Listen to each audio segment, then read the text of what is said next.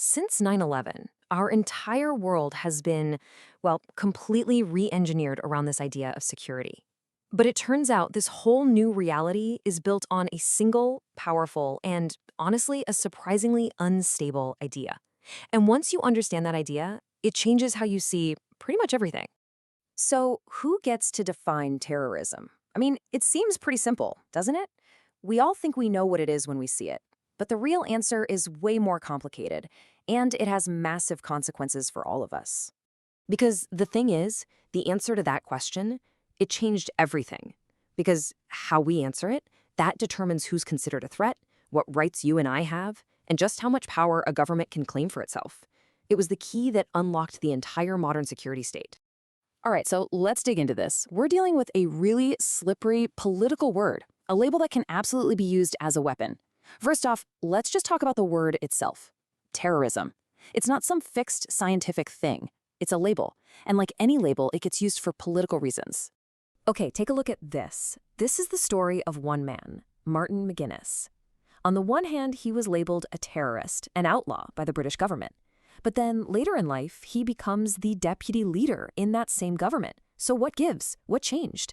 It wasn't the man himself. It was the politics all around him. And believe me, this isn't just a one-off thing. Look at this list. Nelson Mandela, Menachem Begin, Yasser Arafat, Sean McBride. What do they all have in common? Well, they're all Nobel Peace Prize winners, and every single one of them was at one point or another called a terrorist by a government. That just shows you how much this label can shift and change depending on who's in power. So here's the real takeaway. This quote kind of sums it all up. Nothing is just terroristic on its own. It's a label that someone, somewhere, applies to a group or an action. It's a political move, not some objective truth. Okay, so if this word is so political and kind of shaky, how on earth did it become the bedrock of our modern world? Well, it all goes back to one single day that was a massive turning point. September 11th, 2001. That one event took this highly charged word and basically made it the blueprint for a whole new global reality. And the response was, it was immediate and it was absolutely massive. Within just a few days, a global war on terror is declared. A few weeks later, boots are on the ground in Afghanistan. The world was suddenly on a completely new path. And the scale of this new commitment, it's honestly hard to even wrap your head around. Financially, the United States alone has spent an estimated $6.4 trillion on counterterrorism since 9/11. Just think about that number for a second. It's almost unimaginable. But, money is one thing. The human cost? That's where it gets even more staggering. In just Iraq and Afghanistan, the military operations that followed 9/11 are estimated to have led to the deaths of more than 227,000 civilians. An incredible loss of life. Now, this massive response, it wasn't just happening overseas. At the same time, governments back home started this huge project to completely re-engineer their own societies, all built around this new idea of security.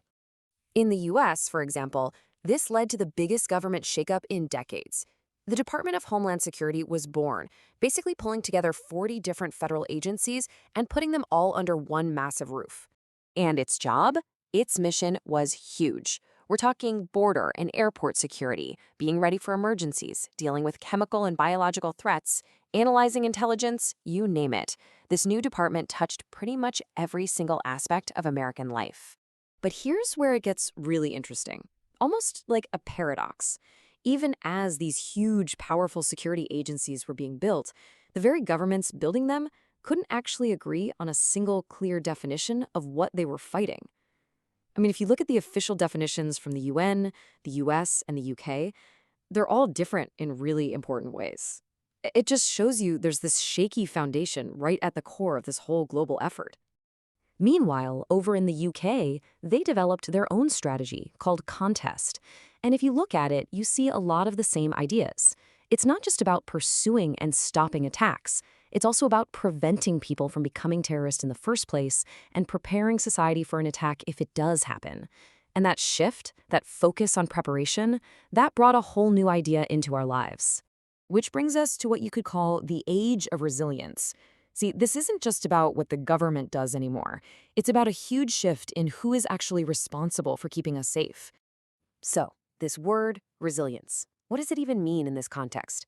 Well, it's the idea that society as a whole has to be able to adapt, to jump back from a crisis, even when we can't possibly know what risks are coming. It's about being ready for, well, anything.